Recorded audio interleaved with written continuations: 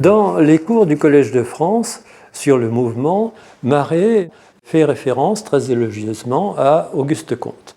Et donc on pourrait en déduire qu'il est un positiviste de stricte obédience, ce qui n'est pas vraiment le cas. Bien entendu, il s'intéresse aux faits et il adopte à l'égard du fait la position d'un observateur détaché, la position de l'empirisme traditionnel préconisé, disons, par Auguste Comte. Il croit que la méthode d'enregistrement, aussi bien la méthode de photographie, lui permet d'atteindre la réalité du mouvement tel qu'il est dans son en-soi, ce qui évidemment va bien au-delà des ambitions restrictives de la philosophie positiviste qui s'arrêtait aux faits et qui interdisait toute espèce de remontée vers les causes sous-jacentes des phénomènes et vers la réalité en soi qui lui paraissait un thème absolument métaphysique et à cet égard tout à fait répréhensible. Alors, je crois que Marais, comme tous les savants de cette fin du XIXe siècle, ont été plus ou moins influencés par Auguste Comte.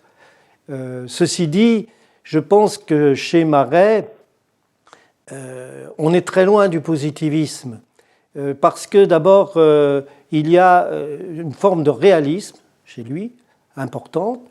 D'autre part, je pense que pour Marais, il y a une hypothèse qui est l'hypothèse générale qui guide toute son œuvre, qui est qu'on pourrait dire anti-vitaliste, contre le vitalisme. Pour lui, tout ce qui relève du vivant doit s'expliquer avec les lois de la physique. Alors il peut rester de l'inconnu, il ne reste pas de l'inconnaissable.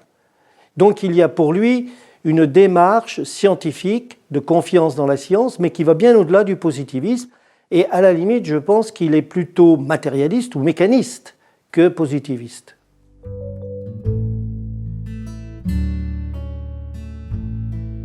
Chez Étienne Jules Marais, je relèverai deux grandes portées philosophiques.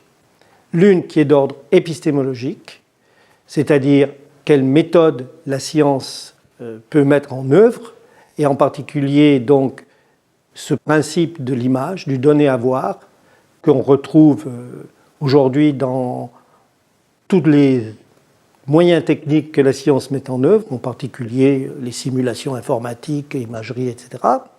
Et la seconde grande portée philosophique de l'œuvre de Marais, elle est, si on veut, métaphysique, c'est son antivitalisme, son mécanisme et son matérialisme d'une certaine façon, c'est-à-dire cette idée qui est fondamentale, il me semble, chez lui, qu'il n'y a pas d'inconnaissable, d'indicible, qu'il y a de l'inconnu, mais que la science peut faire petit à petit reculer cet inconnu, et que finalement le vivant s'expliquera à partir des lois de la physique et de la chimie. Et il n'y a plus de force vitale mystérieuse qui serait cachée derrière les êtres vivants.